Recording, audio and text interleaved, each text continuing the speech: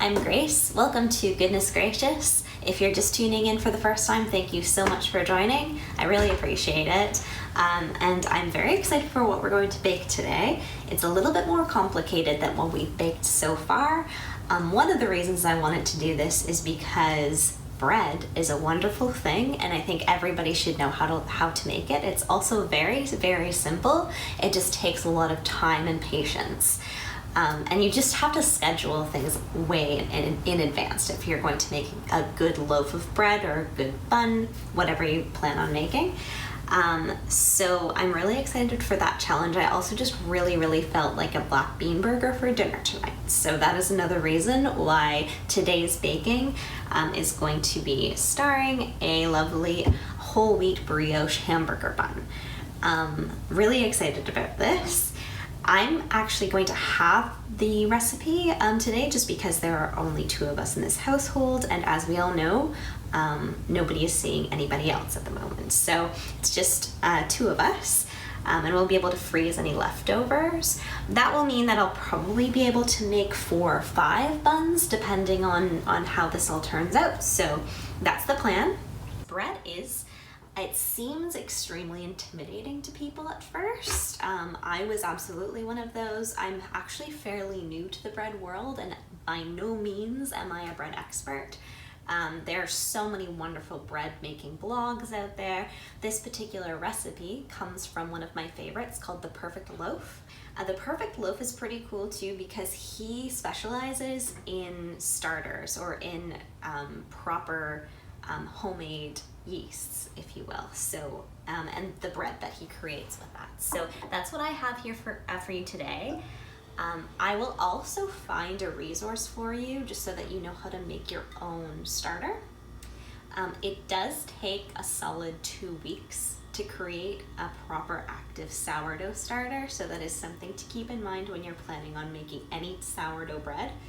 And it's very easy to maintain if you can keep a plant alive, and I don't mean a complicated plant like an orchid. I'm talking about like your standard spider plants with a watering every few days. Then you can keep a starter alive.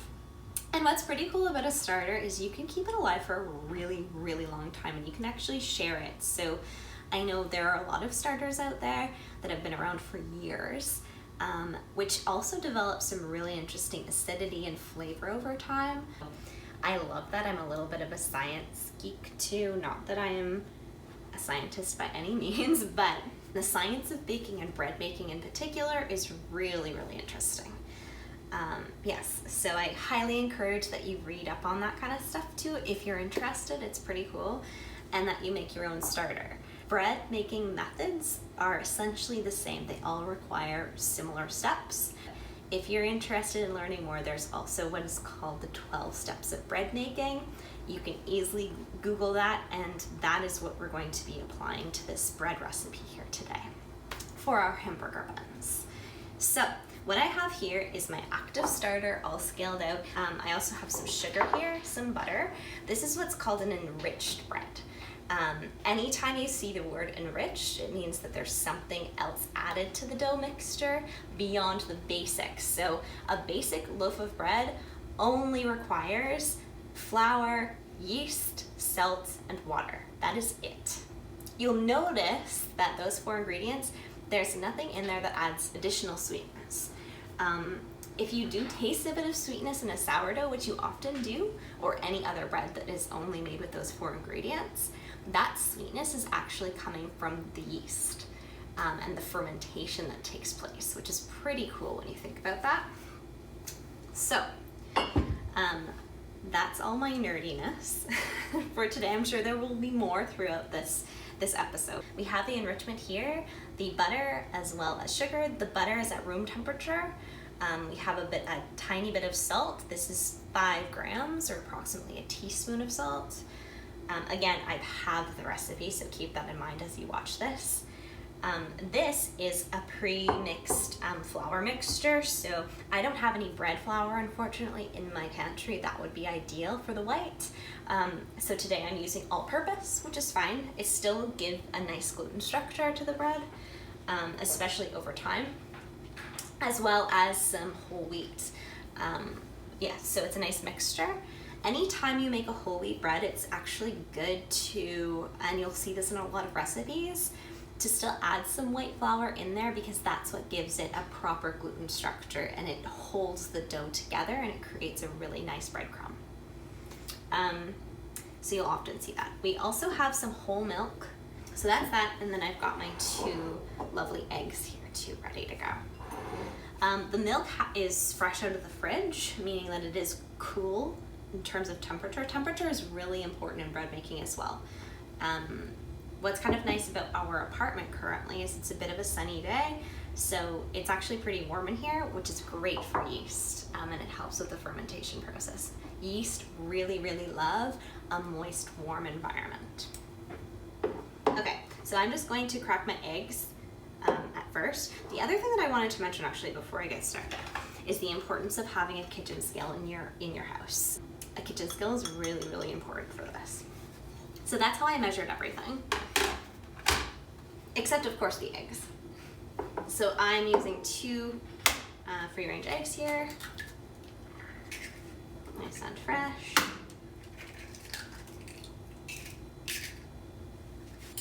You don't really have to do this. I just like to have my eggs broken up a little bit.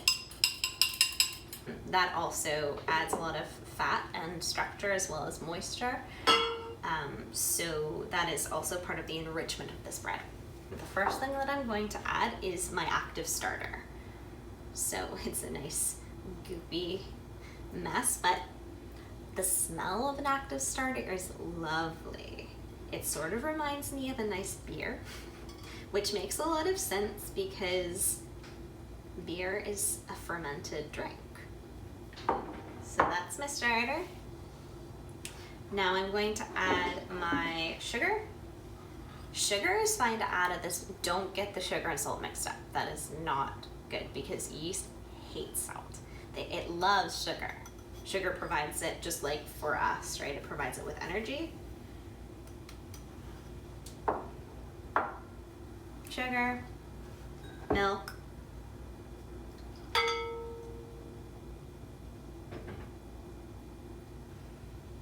and the eggs. It's essentially all of the wet plus the sugar and excluding the butter. So not really all the wet at all, but this is the process.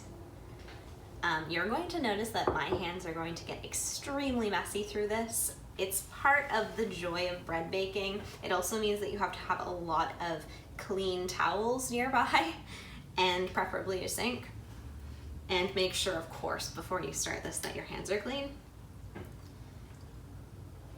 You can do this, so you'll notice as I share the recipe with you, the link, that it gives a few different mixing options. And one of the most popular is, of course, with a KitchenAid mixer. I have one, of course, behind me, but my preference when I'm making bread these days is to do it by hand because then you get a sense of how the bread feels through the various steps of bread making. And it's really, I don't know, it's a special experience, I think. Just brings you a little bit more in tune with the bread itself, which I know sounds probably ridiculous, but your bread and the people that are going to be enjoying your bread will thank you. Here. Okay, so I'm just mixing that together and also sort of breaking up the starter. Now I'm going to add my flour. So add it all in there. Oops. Try your hardest as you go on to keep your station clean. I'm also going to add in the salt now. Remember that yeast hates salt, so I've added a lot of other ingredients first so that it's not such a shock to the yeast because you don't want to put the yeast to sleep or to kill it even, which does happen sometimes with the addition of salt. Now I'm taking this plastic dough cutter. There are different names. But it's a really handy tool for bread, as well as the other thing that's fantastic is the metal dough cutter that I've shown you before. I have it on my table here ready to go and I'm going to be using that as well. So before I dump this out, the other thing that I always keep handy is a little bit of all-purpose flour in a tiny container. I learned this trick in pastry school as well. This is your bench flour, and it's really nice to have this, especially if you make bread, just always, because you're gonna wanna flour your station. And as you get this dough mixture out onto your bench, just make sure that you get as much as possible. You don't want any to go to waste. I know it's basically like glue at this point. You also want to keep, so the nice thing about, I put a little bit too much flour on here, but that's actually fine because it's quite a sticky dough right now. And it's good to keep your scraper flour. Sometimes you'll notice when you're doing like a sourdough based bread, this is just me kneading the dough, by the way, my hands are really messy and it's sticking, like I can't really move. So sometimes what people do is they'll keep a little tub of water at their station as well, which helps them. I'm gonna actually start fresh and clean these off first. I should mention to you too, sorry, I've rested this for 10 minutes too before this process. And I'm just doing this until I get a much better structure than this. See, it's still ooey, it's still gooey. It might feel too wet to you at this point. Don't worry. If it continues to be just to a point where it's so sticky that you can't actually manage it at all, then you could add a little bit of flour, but I wouldn't. You'll be surprised and amazed at how the structure actually grows and changes as you knead your dough. See how I'm sort of using the bench scraper to lift the whole bread. I'm going to put a little bit more flour down, bit of flour on my bench scraper too, just to help me get a little bit of grip. Make sure that you don't have, sometimes there's like sticky pieces of dough that stay on your bench underneath your dough. That's just gonna keep it sticking. So make sure you continue to clean that stuff off. And don't worry, keep going, just like trust the process. Okay, this is gonna look ridiculous, but I'm putting my room temperature butter right on top of the dough. There it is. And we're just going to try to fold that in, and then we're literally going to start kneading with the butter like that. It's going to be a little bit of a mess.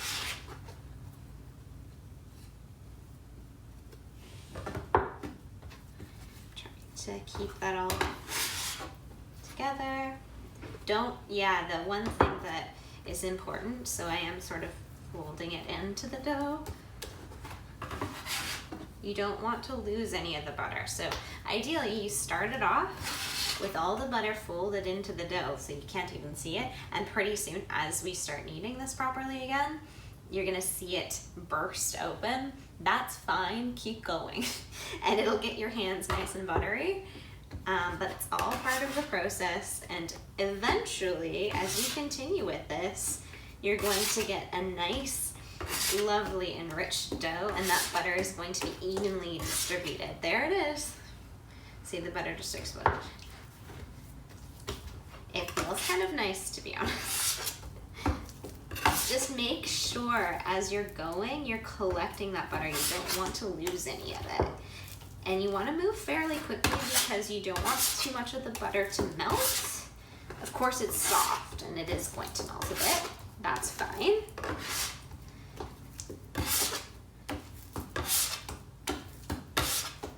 See, it's a lot easier actually now with the butter because it's so gooey. Flouring my hands. Even more.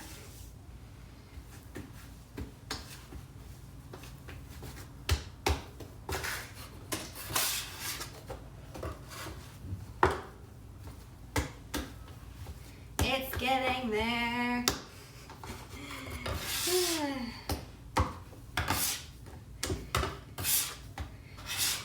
Whew, it's warm in here. Oh, it's coming. Do you see this? Okay. Really happy with how this is turning out. Finally. See, I can move it.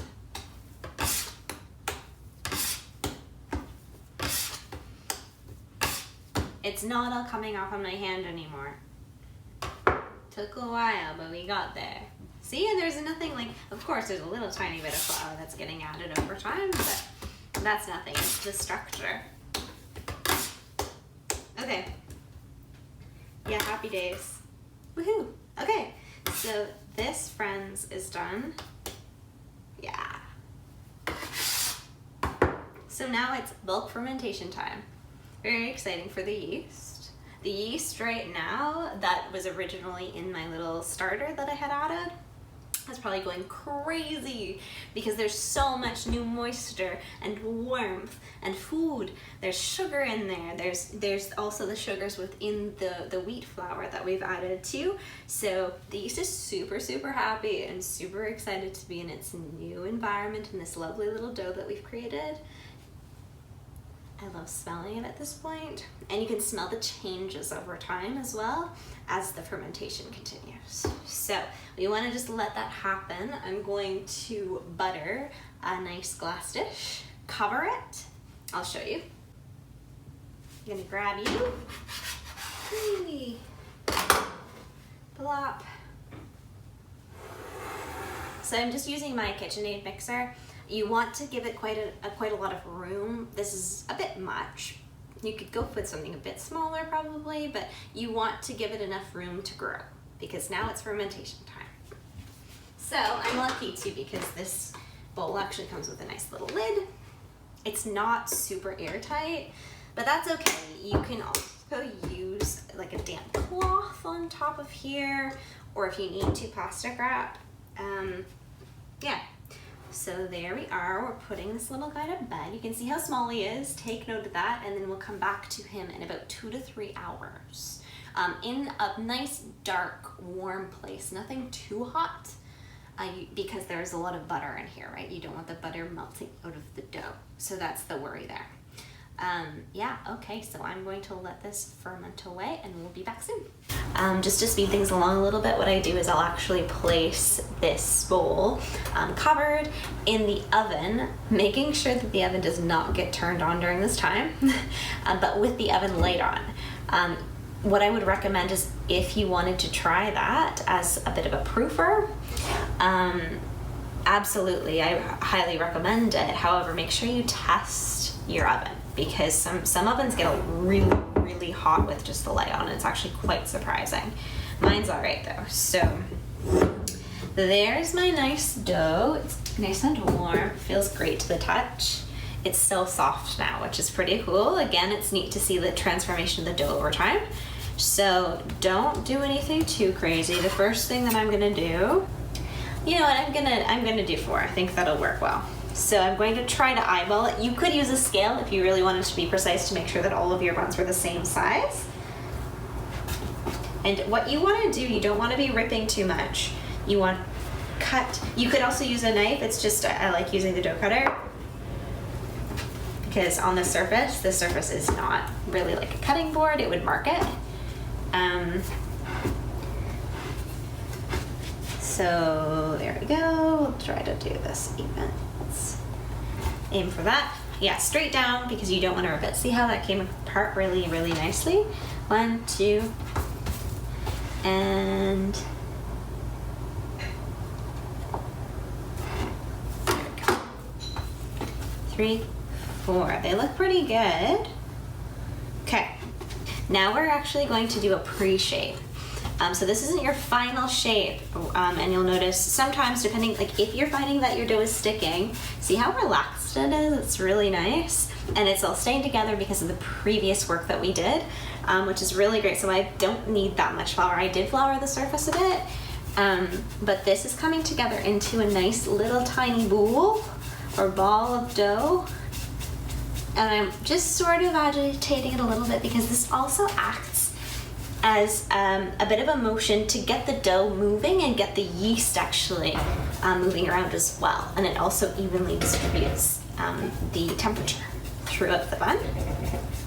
There we go, I'm happy with that.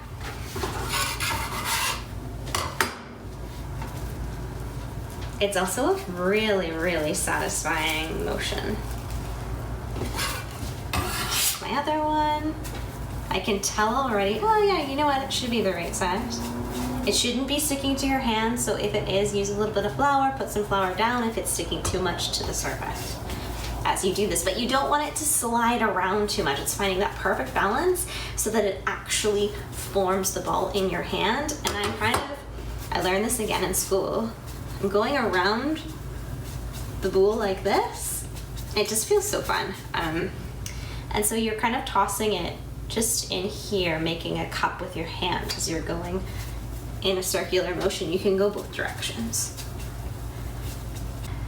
So I'm gonna just, what's called a bench rest for about 10 minutes. Just let them sort of ease into this new shape that we've given them.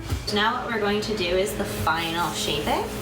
I also have, so you could absolutely use parchment paper in this case. I'm using a cooking tray with a silk mat on top. These things are fantastic. It's another one of my favorite tools in the kitchen. And they're great for macarons too. They're great for cookies. They're a fantastic alternative to, you've also seen me previously use my baking stone for cookies and for a lot of other things. A baking stone and a silk mat, I would say those are my two favorite things to bake breads and cookies on. All right, so that is set. Now I'm gonna take one at a time, and exactly the same motion as before. We're just re-rounding them. Good. This is a nice simple bun shape too. Something that I'm really sad about is the fact that I do not have any sesame seeds. I'm not a huge poppy seed fan just because they get stuck in my teeth. But I love sesame seeds, and unfortunately that's not really part of my essential grocery shopping list at the moment. So no sesame seeds today, but that's fine. So I'm using that same piece of plastic wrap to gently cover them. You don't want them to dry out, so make sure that it's down securely, but don't squish them. Give them some room, because this is where they're going to proof now, and you do want them to be able to expand. And now I'm going to let them proof for another significant amount of time. So it could take about an hour, maybe a little bit less if I throw them into the oven with the light on again. So I think I'll do that because we're getting really hungry for dinner. All right, so I have fully proofed my lovely hamburger buns. I don't know if you can see it from here, but they're quite jiggly and they've grown in size. So I'm quite happy with that. Yeah, generally speaking, if buns like this are a little jiggly when you move them, after sufficient amount of time, which varies depending on the temperature of your space. These have actually only been proofing for about an hour. And they look like they're ready, so I'm gonna give it a try. This is the tricky bit, because if they are underproofed, that's gonna suck a little bit. So remember to take your time and allow for enough time to do these properly. So I'm just brushing them lightly with an egg wash, which is 1 part egg, 1 part milk. I'm so sad that I don't have any poppy seeds or sesame seeds to put on top of these. That would look really nice. I was thinking of putting a little bit of salt on top. I might still do that. Okay, so those are nice and covered. It'll just give them a nice little brownness and shine after they're done cooking in the oven. So I have my oven preheated. They're ready to go. I'm just gonna watch to see how long these will take. They probably won't take very long, to be honest. All right, so it has been approximately 20 minutes since I put these guys in the oven, and they are done. You can see that they have a lovely brown color, and a nice shine because of the egg wash that we put on there. So I'm really happy with the appearance. They look to be cooked all the way through. We will find out when we cut into them. You want to make sure that when they are done, they aren't too heavy. If they're too heavy, they've probably been underproofed. And if they were proofed correctly, they'll have a nice rise and they'll be light when you lift them up. Okay.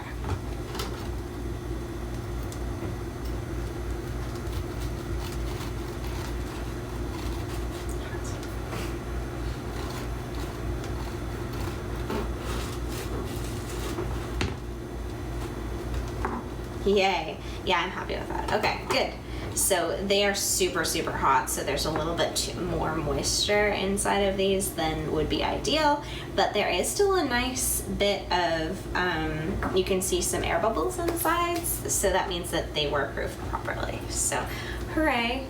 Now we're gonna put our burgers together. So I hope you enjoyed my video. Thanks again for watching. Bye.